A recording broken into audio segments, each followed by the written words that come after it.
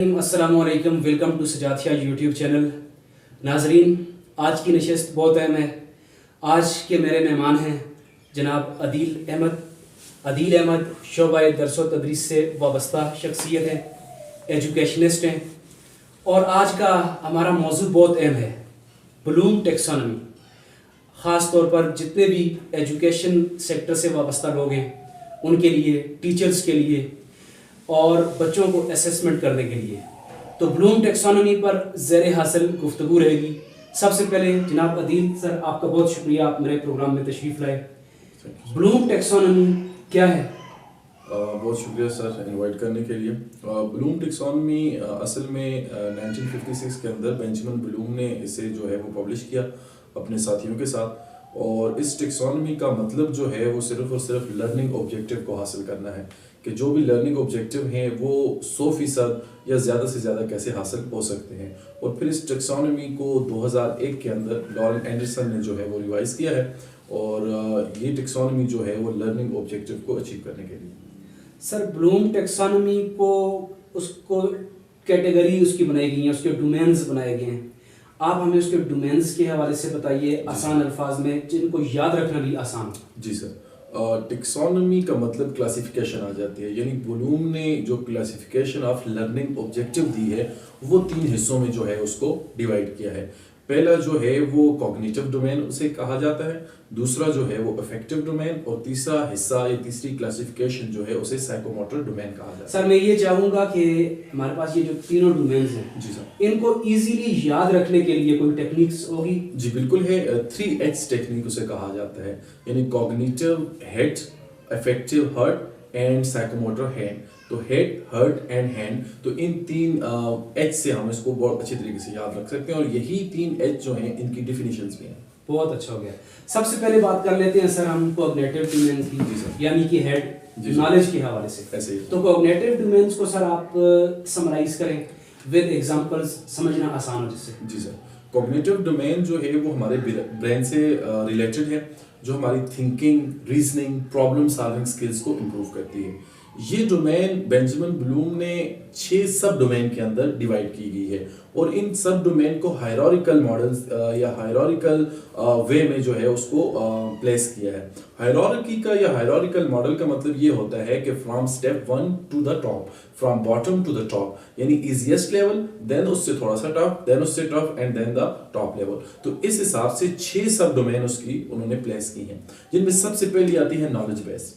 Knowledge base जो domain है उसके अंदर बच्चा क्रैमिंग करता है, यानी जिसको हम इब्तदाई शक्ल है, यानी जिसको हम ये कहते हैं कि रटा मारना, यानी कोई चीज क्रैम आउट कर देना लेकिन उसकी मीनिंग या अंडरस्टैंडिंग का कुछ भी ना पता होना।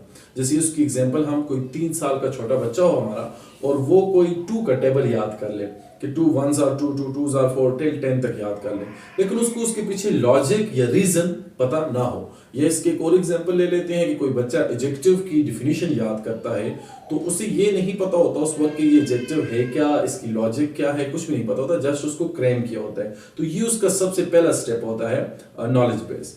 अब इससे बाद जब मूव करता है तो वो आ जाता है कंप्रीहेंशन बेस।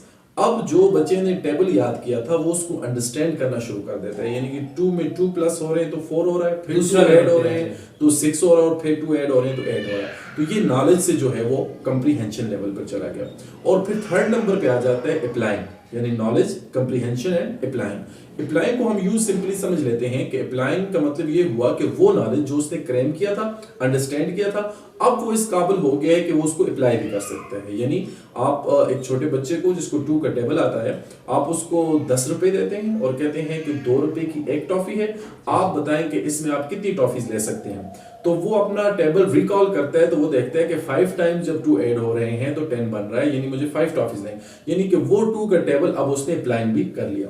अब इसमें एक और इंपॉर्टेंट बात ये है कि हम 3rd लेवल ऑफ अप्लाइंग तक तब पहुंचे जब हमने नॉलेज से स्टार्ट किया। यानी कि एक बात इस टेक्सोनॉमी की इंपॉर्टेंस को रियलाइज करवा देती है कि जो टीचर इस टेक्सोनॉमी को समझेंगे और फिर इसी वे में अप्लाई करेंगे तो उनके लिए अपने लर्निंग ऑब्जेक्टिव हासिल करना बहुत इजी हो जाता है। मेरा बच्चा जो है वो टेबल को आसानी से समझकर उसको अप्लाई करने के लेवल पर तब पहुंचा जब मैंने नॉलेज से शुरू किया, उसे कंप्रीहेंड करवाया, अब वो अप्लाई कर सकता है।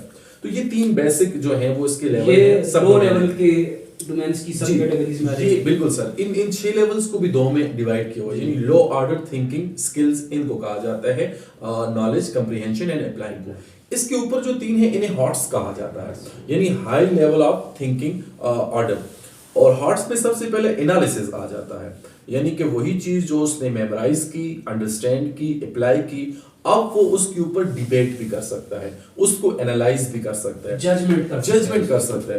अब वो उसकी लॉजिक बता सकता है आपको कि ये जो है वो 2 में 2+ हो रहे हैं, फिर 2+ हो रहे हैं, और इस बेस पर वो 3 और 4 का टेबल बड़ी आसानी से याद कर सकता है। यानी कि आप उसे बॉटम से लेकर आए तो एनालिसिस लेवल उसका हो गया। अब एनालिसिस के बाद जो नेक्स्ट लेवल आता है वो आता है इवेल्युएशन। इवेल्युएशन के अंदर यूज आप समझ लें कि चीजों को ब्रेक डाउन करना और फिर उनको कंपेयर एंड कंट्रास्ट करना, यानी कि आप उसके सामने, बच्चे के सामने 2 का टेबल भी रख लें और 4 का टेबल भी रख लें, तो वो अपनी बेसिक नॉलेज को यूज करते हुए ये बता देगा आपको कि यहाँ पर 2 ऐड हो रहे हैं, यहाँ पर 4 ऐड हो रहे हैं 4 के टेबल के अंदर, और this is the difference between these 2 tables. तो ये उसका एवेल्युएशन का लेवल आ जाता है। और जो 6th level of cognitive domain है वो है क्रिएटिविटी, सबसे टॉप का, कि वो कुछ क्रिएट करके खुद से भी बता सकता है आपको, यानी कि वही बच्चा जिसने नाउन या एडजेक्टिव की डिफिनीशन याद की थी, समझी थी, यानी कि नॉलेज कंप्रीहेंशन, फिर अप्लाई की थी, उसको नॉलेज को यूज करते हुए पिक किए थे एडजेक्टिव, फिर एडजेक्टिव और एडवर्ब में वो फर्क समझ सका, एनालिसिस, फिर उनमें डिफरेंशिएट करके रीजन लॉजिक दे सका, एनालिसिस, और अब वो एडजेक्टिव को यूज करते हुए कई सेंटेंसेस फ्रेम कर सकता है, तो वो क्रिएटिव लेवल पर पहुंच गया। तो इस तरीके से जो है वो कॉग्निटिव डोमेन सब डोमेन में डिवाइड किया। बिल्कुल सर, कॉग्निटिव डोमेन्स यानी हेड से जिसको हमने समझा और इसको 2 हिस्सों में तकसीम कर दिया गया, लो लेवल और हाई लेवल पर। जी सर। और हमारा लो लेवल जो है वो बिल्कुल इब्तदाई स्टेज पर है, बच्चों के हवाले से हायर लेवल पर आकर वो हमारे कॉलेज या यूनिवर्सिटी लेवल तक जब बच्चे पहुंचते हैं। सर अब हम मूव करते हैं दूसरे डोमेन की तरफ। जी sir. Effective domains. Effective domain जो है इसका दूसरा डोमेन है ब्लूम्स टैक्सोनॉमी का, और it is related to the emotions and feeling of the student. अब बतौर टीचर ये भी हमने देखना होता है कि हमने सिर्फ नॉलेज मग नहीं करना होता बच्चे के माइंड के अंदर, उसकी पर्सनालिटी को ग्रूम करना होता है, उसको डेवलप करना होता है, ताकि वो हर तरीके से एक बेहतरीन मेंबर ऑफ द सोसाइटी बन सके। तो अब टीचिंग में आपने अपने 40 मिनट के लेक्चर में ही ये सारी चीज़ें बच्चे को बतानी है, यानी कि आप एक FSC करवाने के बाद बच्चे को ये नहीं कहेंगे कि मैंने किताब पढ़ा दी है, अब आओ मैं आपकी पर्सनालिटी ग्रूम करूं। तो आपने ये सारा काम जो है वो अपने लेक्चर्स के साथ ही करना। तो उनके लिए क्या तरतीब होगी? अब आप जब क्लास के अंदर इंटर होते हैं सर, तो सबसे पहले बच्चों को रिसीविंग मोड में होना चाहिए। यानी मैंने जब रिसीविंग की बात की तो मैंने आपको इफेक्टिव का पहला सब डोमेन बताया। तो इफेक्टिव डोमेन के अंदर सबसे पहला जो डोमेन है सर वो है जी रिसीविंग। रिसीविंग का मतलब ये है कि when student are willing to listen, जब यानी एनवायरनमेंट ये क्रिएट हो गया कि अब स्टूडेंट जो है वो आपको लिसन करना चाहते हैं, यानी कि वो आपसे जो नॉलेज मिलने वाला है तो वो उसको रिसीव करने के मोड में है, तो इफेक्टिव डोमेन में पहला सब डोमेन उसका अचीव हो जाता है। और अब अगर आप देख लें कि पिछले 6 डोमेन आप याद करके आए हों अपने लेक्चर में, लेकिन रिसीविंग मोड में ही नहीं स्टूडेंट, तो वो पीछे उन पे क्रॉस आ गए। ठीक है, तो सबसे पहला जो है इसमें सब डोमेन रिसीविंग के बाद रिस्पॉन्डिंग है। रिस्पॉन्डिंग डोमेन हमें खुद ही बता देता है कि teaching is a two way process, कि जो आप उनको दे रहे होंगे नॉलेज, तो वो वापस पिक करके क्या रिस्पॉन्ड कर रहे हैं आपको। ठीक है जी। तो रिसीविंग मोड में जब स्टूडेंट होगा, जब वो विलिंग होगा सुनने को, तो सुनेगा बात को, तो वो रिस्पॉन्ड करेगा, क्वेश्चन की फॉर्म में करेगा, कंफ्यूजन की फॉर्म में करेगा, या रिस्पॉन्ड देगा जी। तो रिस्पॉन्ड आपको तब मिलेगा जब बच्चा रिसीविंग मोड में होगा। तो रिसीविंग से आप मूव करेंगे रिस्पॉन्डिंग पर। रिस्पॉन्डिंग के बाद नंबर 3 पे सब डोमेन आ जाती है इफेक्टिव की, जिसे कहा जाता है वैल्यूइंग, कि बच्चा जो आपसे नॉलेज ले रहा है उसको वो कितना वर्दी समझकर अपने अंदर जो है वो सुमो रहा है, अपने ज़हन के अंदर जो है उसको महफूज कर रहा है। तो रिसीविंग से रिस्पॉन्डिंग से वैल्यूइंग के बाद हम चले जाते हैं सर जो नेक्स्ट डोमेन सब डोमेन है इफेक्टिव का, वो है ऑर्गेनाइजिंग ये है कि arrangement of the thing in the mind, कि उसके जहन में जो आपने उससे नॉलेज दिया उससे कैसे काम करता है, तख्लीकी सलाहियतों को उजागर करना है इसमें। एग्जैक्टली कि वो सारा नॉलेज जो है वो आपके अपने जहन में अरेंज करता है और वो इस चीज को समझ लेता है कि what to respond at what events, कि कौन कौन सी जगहों पर, कौन कौन से मौकों पर क्या रिस्पॉन्ड करना है, विच thing is so worthy, which thing is not to be discussed. तो ये वो ऑर्गेनाइजिंग तक पहुंच जाता है। और फिर इसका लास्ट आ जाता है कैरेक्टराइजिंग, कि वो सारी चीजें जो हैं वो permanent part of his memory बन जाती हैं, permanent part of his personality बन जाती हैं। तो अगेन हमने रिसीविंग से शुरू किया और रिस्पॉन्डिंग पे आए, रिस्पॉन्डिंग से फिर हम वैल्यूइंग पर गए और फिर वैल्यूइंग से ऑर्गेनाइजिंग पर गए और ऑर्गेनाइजिंग से हम लास्ट जो है वो कैरेक्टराइजिंग पर चले। बहुत ज़बरदस्त अंदाज से सर अभी तक हमारी गुफ्तगू जारी है। ख़ास तौर पर हमारे जो सुनने वाले और देखने वाले हैं वो इससे मुस्तफ़ीद हो रहे होंगे कि हमारे पास जो ब्लूम टेक्सोनॉमी है उसकी जो हिस्से हैं, उसकी जो कैटेगरीज हैं, सबसे पहले उसमें सर ने कॉग्निटिव डोमेन्स को, उसकी हाई लेवल लो लेवल को विद एग्जांपल एलोबरेट किया। उसके बाद हम सेकंड पर आए इफेक्टिव डोमेन्स पर, उसको विद एग्जांपल किया। सर अब हम चलते हैं तीसरे डोमेन की तरफ जो कि साइकोमोटर डोमेन है। तीसरा जो हमारा डोमेन है सर उसे कहा जाता है जी साइकोमोटर डोमेन। साइकोमोटर डोमेन भी इतना ही इम्पोर्टेंट है जितना कॉग्निटिव है और जितना हमारा इफेक्टिव डोमेन है। और एक साइकोमोटर के साथ अगर मैं ये बात अटैच कर लूँ कि ये मॉन्टेसोरी के जो हमारे टीचर्स हैं उन्हें इस पोर्शन को बहुत कीनली देखना चाहिए, क्योंकि बहुत इफेक्ट ये बच्चों के लिए भी कर सकता है। हमारा इफेक्टिव डोमेन जो है वो भी सब डोमेन रखता है, जैसे हमारा कॉग्निटिव और इफेक्टिव डोमेन सब डोमेन रखते हैं, तो हमारा जो साइकोमोटर डोमेन है ये भी सब डोमेन। साइकोमोटर तो कॉम्बिनेशन भी दो वर्ड्स का है, psycho mean mind and motor mean physical. और इसको हमने आसानी से समझने के लिए वो हैंड की एग्जांपल भी बिल्कुल बिल्कुल जो हमने 3H टेक्निक यूज की थी, तो हमें अब उसको अगर रिफ्लेक्ट एक सेकंड के लिए करें तो कॉग्निटिव हेड देख लिया हमने कि सारा नॉलेज से रिलेटेड है, और फिर हमने इफेक्टिव इमोशन एंड फीलिंग से, और अब साइकोमोटर जो है वो फिजिकल एक्टिविटी, तो यानी head, heart and hand. Psychomotor की जो सब डोमेन्स हैं वो 5 हैं। सबसे पहली जो सब डोमेन है साइकोमोटर की तो वो है सर इमिटेशन। इमिटेशन अपने नाम से ही जाहिर है, कॉपी करना, किसी को देखकर कुछ सीखना।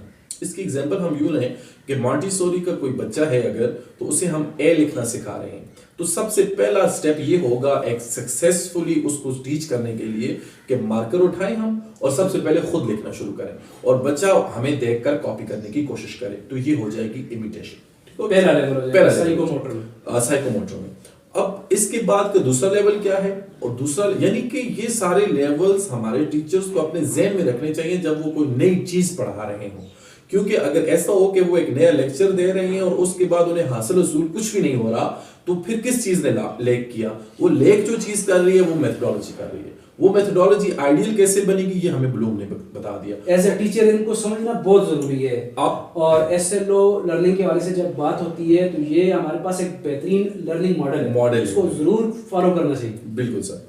तो हम बात कर रहे थे इमिटेशन की सर, कि इमिटेशन का मतलब है कॉपीइंग, यानी कि आपने मार्कर उठाया, बोर्ड पर ए लिखना शुरू किया और बच्चे ने देखकर आपको कॉपी कर लिया। अब नेक्स्ट जो इसका लेवल दूसरा आ जाता है वो आ जाता है मैनिपुलेशन। मैनिपुलेशन का मतलब है कि to make, to do something by dictation, यानी कि आप किसी से कोई काम बोल के करवा रहे हैं, जो बताया जाएगा, डायरेक्शंस दी जाएंगी। यानी आपने अब पेंसिल बच्चे के हाथ में दी, उसके सामने कागज रखा और उसे कहा बच्चे एक तिरछी लाइन लेफ्ट हैंड पर खींचो, एक राइट हैंड साइड पर खींचो, अब सेंटर से इन्हें मिला दो, ये ए बन गया। तो ये अब इमिटेशन से चला गया बच्चा मैनिपुलेशन। लर्निंग में सीख भी रहा है और प्रैक्टिकली बच्चा इन्वॉल्व भी कर रहा है। अब जब आपने ये लेवल अचीव कर लिया, इमिटेशन करवाई, फिर आपने मैनिपुलेशन कराई, अब आप आ जाते हैं सर पर्सियन पर। पर्सियन का मतलब है टू डू समथिंग इंडिपेंडेंटली। अब आपने बच्चे को पेन दे दिया और खुद साइड पे हो गया, आपने राइट ए बता दिया उससे करवाए, अब वो खुद मुख्तार कर दिया उसको। अब अगर हम इनमें से कोई लेवल भी पीछे खींच लें, एक मिनट के लिए उसको हटा लें, तो हमारी लर्निंग फ्लॉप हो जाएगी। यानी हम कभी उस लेवल पे कामयाब नहीं कामयाब हो सकते, ऑब्जेक्टिव हासिल नहीं कर सकते। एग्जैक्टली। तो हमारे लिए बेहतरीन किस्म का मॉडल है कि हम इस वे से जाएंगे तो लर्निंग ऑब्जेक्टिव अचीव हो जाएंगे। अच्छा, प्रोसेस यहाँ पर रुकता नहीं है, यानी पर्सियन पर अब बच्चा इंडिपेंडेंट हो गया है, खुद वो लिख रहा है, तो वो एक स्टेप अहेड जाएगा और वो हमारे पास आ जाएगी आर्टिकुलेशन। आर्टिकुलेशन की एग्जांपल हम यूं ले लें कि इमिटेशन से वो आया मैनिपुलेशन पर, मैनिपुलेशन से वो आया पर्सियन पर। अब पर्सियन से आर्टिकुलेशन क्या है? आपने उसे सिखाया था एक लाइन यूं लगाना, एक लाइन यूं लगाना और सेंटर से उसे मिला देना, यही ए लिखना।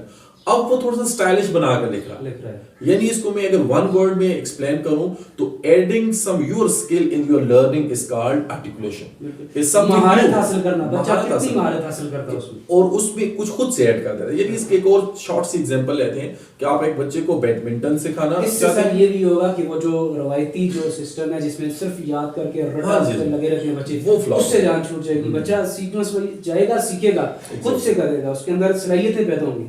यानी वक्त की जरूरत ये है कि जो जैसे हमारा जो सिस्टम बदल गया, एग्जामिनेशन एक रवायती आर्ट से हटकर एसएलओ वैसा आ गया, तो टीचिंग भी रवायती से हटेगी और नए स्टैंडर्ड पर आएगी। तो इसकी हम एग्जांपल ले रहे थे कि बैडमिंटन अगर हम किसी बच्चे को सिखा रहे हैं तो फर्स्टली जब हम खुद खेल रहे हैं उसके सामने और वो हमें देख रहा है और अपने ज़हन में कॉपी करने की कोशिश कर रहा है तो वो होगी इमिटेशन। अब हमने दूसरी बार जो है वो जो रैकेट है वो उसके हाथ में दे दिया और उसे बताया कि आपने यूं होल्ड करना है, ये आए इस तरह मारना है, तो ये होगी मैनिपुलेशन। यानी इमिटेशन से वो मैनिपुलेशन पे आ गया। अब हमने थर्ड टाइम ये किया कि रैकेट उसको दे दिया और खुद साइड पे बैठ के कि खेलो इंडिपेंडेंटली।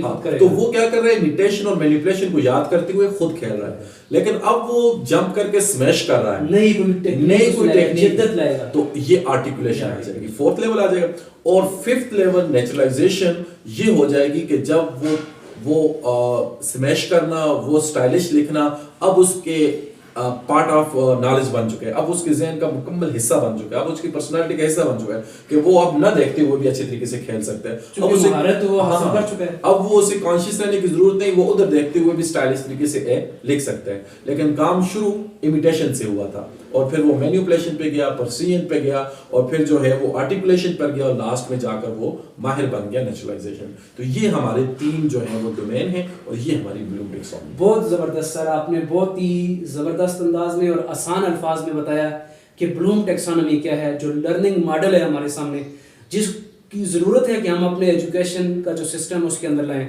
और इससे अंडरस्टैंडिंग बहुत ज़्यादा ज़रूरी है। हमारे जितने भी टीचर्स हैं, ज़रूरत है इस अमर की कि वो ब्लूम टेक्सोनॉमी महारत हासिल करें और इसको यूज़ करें क्लास में। सर आखिर पे मैं ये जानना चाहूँगा कि ब्लूम टेक्सोनॉमी जिसका मॉडल 1956 में पेश किया गया, इसमें कोई माइनर सी चेंज की गई, अमेंडमेंट की गई 2000 में, ये क्या थी? जी सर, इसे 2001 में लॉरेन एंडरसन ने जो है वो चेंज किया और वो कॉग्निटिव के जो 6 सब डोमेन हैं उनमें से एक चेंज की। यानी कि जो ओरिजिनल मॉडल था वो सब कैटेगरीज का जो ऑर्डर है उसमें चेंज हुई है, उस हायरार्किकल मॉडल में चेंज हुई है। यानी कि जो बेंजामिन ब्लूम ने किया वो था जी knowledge, comprehension, applying, analysis, synthesis, then evaluation. Synthesis को आसान कहें क्रिएटिविटी, देन इवैल्यूएशन। लेकिन 2001 में लॉरेन एंडरसन ने कहा कि ये जो नॉलेज है उसको रिमेम्बरिंग का नाम दे दिया, नाउन को जो है वो वर्ब बना दिया, और देन जो है वो अंडरस्टैंडिंग कह दिया, कंप्रीहेंशन को, अप्लाइंग कह दिया। अप्लाइंग को तो थर्ड नंबर तक तो ठीक था। फोर्थ पे एनालिसिस भी उसने अपने मॉडल में प्लेस किया, लेकिन अब उसने कहा कि एनालिसिस के बाद बच्चा इवैल्यूएशन के काबिल होता है, क्रिएटिविटी के काबिल नहीं होता। तो फिर उसने फिफ्थ नंबर पर जो है वो इवैल्यूएशन को रख दिया और सिंथेसिस का नाम चेंज करके 6 नंबर पर प्लेस कर दिया क्रिएटिविटी के नाम से। तो ये एक माइनर चेंज हुई और ये चेंज बिल्कुल माइंड मानता है कि इन प्रोसेस से गुजर कर ही कोई बंदा क्रिएटिव बन सकता है। तो ये चेंज है 2001 में और 1956। बहुत ज़बरदस्ती। यकीनन हमारे देखने और सुनने वाले आज की हमारी इस गुफ्तगू से मुस्तफ़ीद होंगे। हमारे एजुकेशन से वाबस्ता जितने भी हजरात हैं उनके लिए ये बहुत ही कारामद गुफ्तगू है, इंटरव्यू है। अब आज के लिए इतना ही। हमारा आज का प्रोग्राम अब इख्तिताम को पहुंचने वाला है। सर आप मेरे शो में तशरीफ़ लाए, आपका बहुत शुक्रिया। नाजरीन आपसे भी इजाज़त चाहूँगा, अपना ख्याल रखिएगा। पाकिस्तान जिंदाबाद। अल्लाह हाफिज़।